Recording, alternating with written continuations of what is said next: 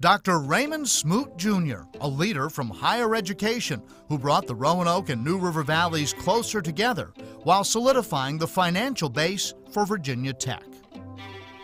Raymond Smoot, Jr. was born January 21, 1947. His parents, Raymond Dillard Smoot and Gladys Mason Cup Smoot, lived a simple life. Ray's father had served in France and England in World War II. He returned home and worked for Home Beneficial Life for 40 years.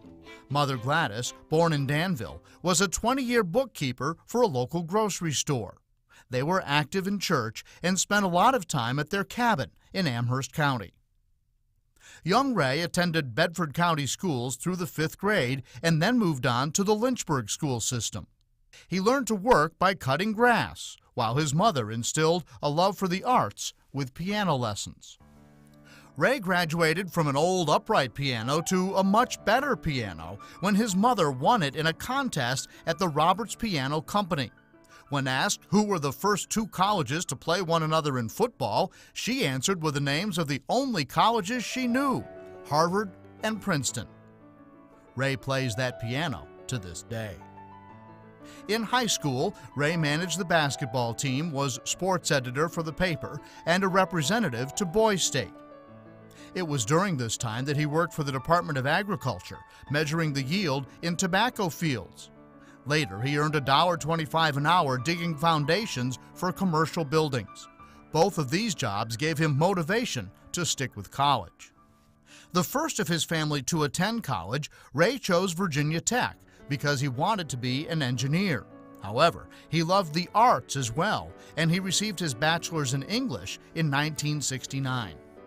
He would go on to receive his master's in educational administration, work for 2 years at Virginia Tech, and then attend Ohio State, where he received his Ph.D. Back at Tech, Ray had been president of the student government and later interned in the president's office, where he would meet Marshall Hahn, a man who would influence later decisions in Ray's life.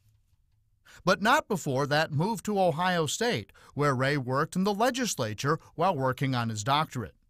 It was there he would begin to focus on education and policy matters from an office, he said, the size of a phone booth. Among his duties, filling requests for Ohio State flags that had flown over the state capitol. Ray would dutifully visit the Capitol Dome, wave the flag a few times, and then ship it off to a grateful recipient. He was nothing if not honest. With his degree in hand, Ray returned to Virginia Tech and a job in Tech's Financial Operations Division under Stuart Castle. A year later, when Castle passed away unexpectedly, Ray took on some of his responsibilities and, at 29 years old, took the reins of the foundation. At the time, it had assets of $10 million. In 2003, Ray became the full-time Chief Executive Officer of the Virginia Tech Foundation, responsible for acquiring and managing real estate and large and unique gifts, communications with the foundation board, and managing a large staff, plus foundation projects. While the foundation does not handle fundraising, it works closely with the Tech Development Office. The foundation invests money contributed by donors using revenue from investments, largely for student financial aid assistance and support for university programs. The foundation provides $8 to $9 million annually to the university to pay for most of the development expense. Over the years, the foundation has also acquired and developed 17 properties around the state, including the Hotel Roanoke, the Virginia Tech Research Center at Arlington, the Virginia Tech Corporate Research Center in Blacksburg, plus the Virginia Tech Center for European Studies and Architecture, housed in a 275-year-old villa near Lugano, Switzerland. Since 1975, Virginia Tech has grown from 11,000 to nearly 30,000 students. Funded research has escalated to $450 million, and Virginia Tech assets have grown to $1.3 billion. State funding has gradually declined, and the foundation now provides $100 million annually to students. During this time, outreach and impact have increased with such examples as WVTF Public Radio, the Pete Dye River Course, and the Via College of Osteopathic Medicine, as well as the Virginia Tech Seafood Research Center in Hampton, the Virginia Tech Carilion School of Medicine and Research Institute, and the Equine Medical Center in Leesburg. On the personal side, Ray and his first wife, Joyce, who passed away 14 years ago, had a daughter, Amanda, a graduate of Randolph-Macon College in Ashland, and son Ben, a UVA grad who's in law school in Charleston, South Carolina, where he served this summer as a clerk to a circuit court judge. Ray and his second wife, Jean, were married in 2001. Jean received her undergrad at Ohio State in home economics and her master's in counseling at Michigan State. Jean's son, Eric, is a graduate of Roanoke College and now works for Valley Bank. Son Darren also attended Roanoke College and works for NRV Medical Carilion Clinic in finance. He and wife Lindsay have a daughter and a baby on the way. As Ray has traveled Virginia, and he says he knows a good restaurant in just about every town, he's had time to reflect upon his mentors, men like Marshall Hahn, former Virginia Tech president and 2010 Business Hall of Fame laureate, and Jack Hancock, who once told Ray if the Hotel Roanoke project didn't work out, he'd be parking cars for a living.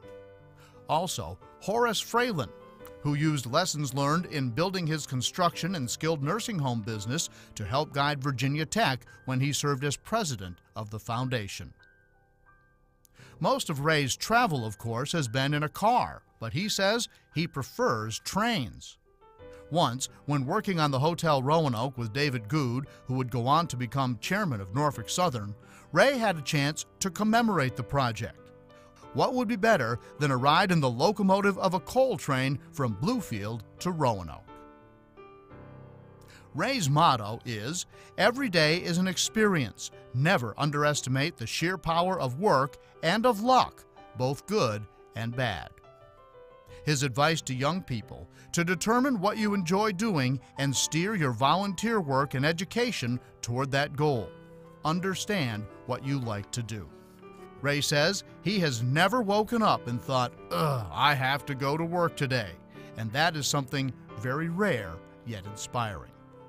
Ray has enjoyed building the Hotel Roanoke and other projects which have created a real and lasting bond between Roanoke and Blacksburg.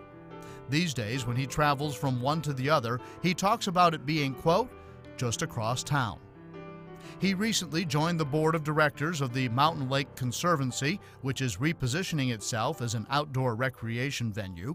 He likes to catch bass in the New River and participate in dove hunts, which remind him of his youth with his parents at the cabin.